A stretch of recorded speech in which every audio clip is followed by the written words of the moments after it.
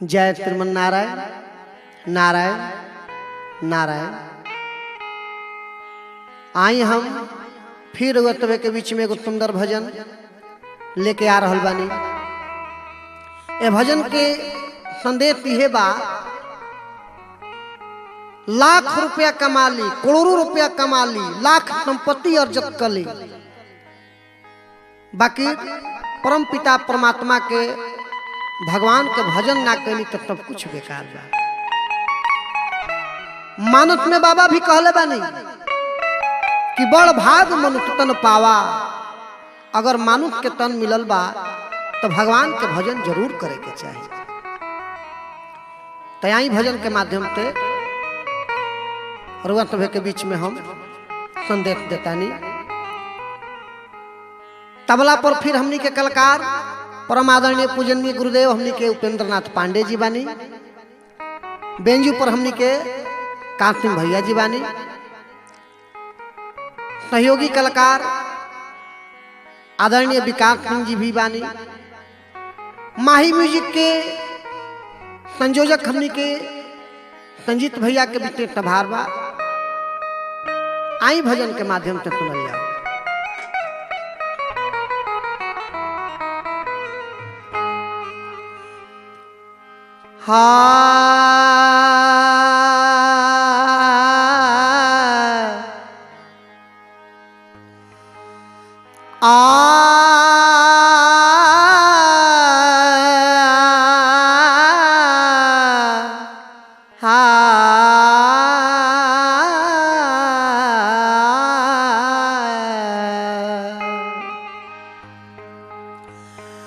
आन धान भरल बा, आन धान भरल बा, दौलत बेशुमार बा, सब कुछ बा। आन धान भरल बा, दौलत बेशुमार बा, हरि के भजन बिना जिंदगी बेकार बा। हरि के भजन बिना जिंदगी बेकार बा। अनधन भरल बा, दौलत पे तुम्हार बा। अनधन भरल बा, दौलत पे तुम्हार बा, हरि के भजन बिना जिंदगी बेकार बा। हरि के भजन बिना जिंदगी बेकार बा।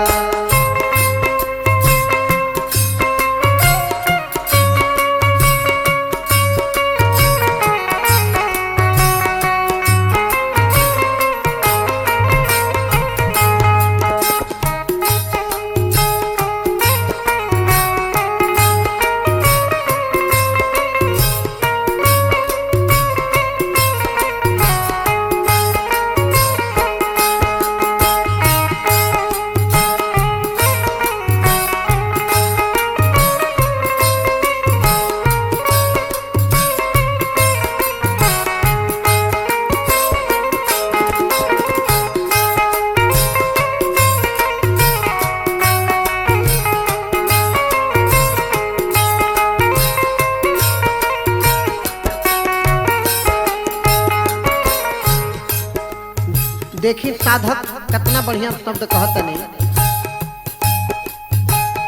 मंदिर बिना मूरत के, सिंगार बिना सूरत के,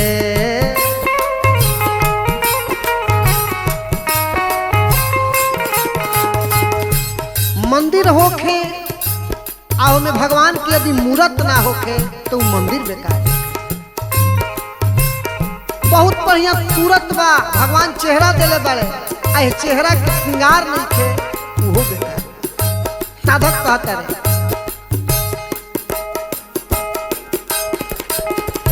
मंदिर बिना मूरत के, श्रृंगार बिना सूरत के,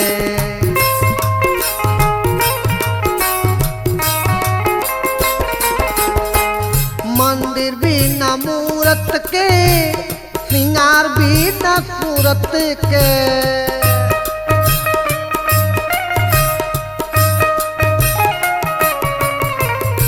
और का बात बिना जरूरत के, बिना मतलब के बात ना बोले के चाहिए। जहाँ समय आवे, जहाँ बोले के स्थान मिले, वही बात बोले के चाहिए। बात बिना जरूरत के बिल्कुल बेकार बा, हरि के भजन बिना जिंदगी बेकार बा, हरि के भजन बिना जिंदगी बेकार बा।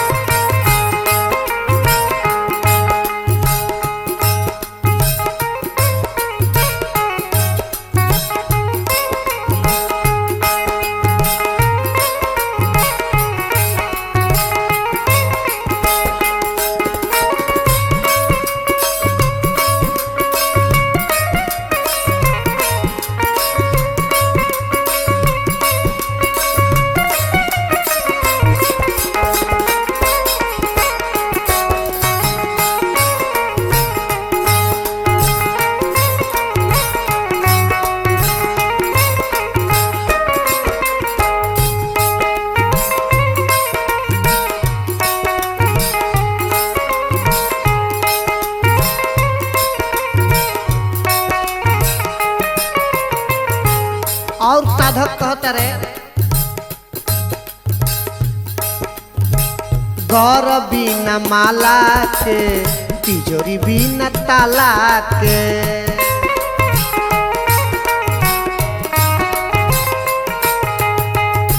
गर्दन होखे और ओकरा में माला ना होखे तो गर्दन बेकार लगे। घर में तिजोरी रखले बानी, धन के खजाना जहाँ रखले बानी, और ओकरा में ताला ना होखे, उहो बेकार बा। ए तो साधक कहता नहीं, घर बिना माला के, तिजोरी बिना ताला के।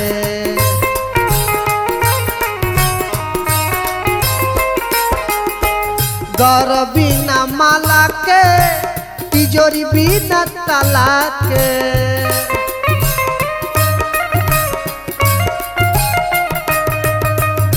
गीत बिना गाला के,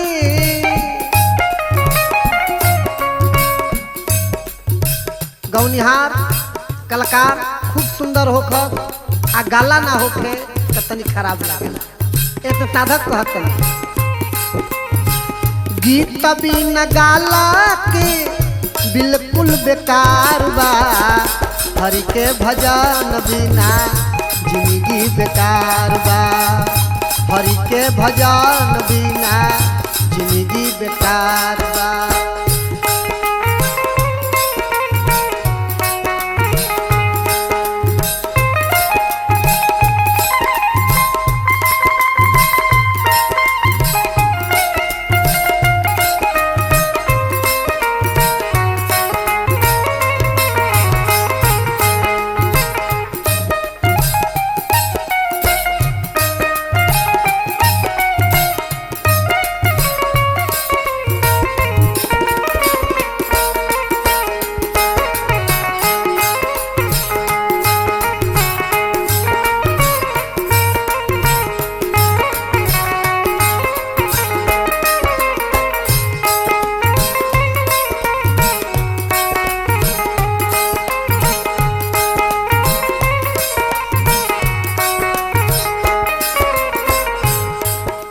के अंतिम पद में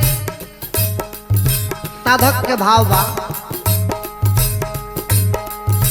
चिड़ै बिना चोंच के, मैल बिना पोंछ के।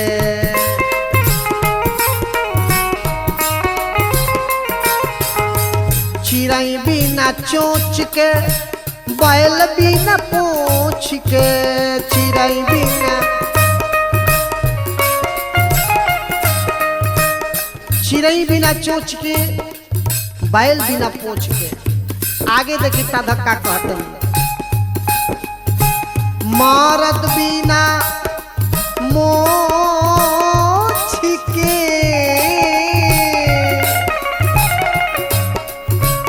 मरद बिना मोछ के बिल्कुल बेकार बा।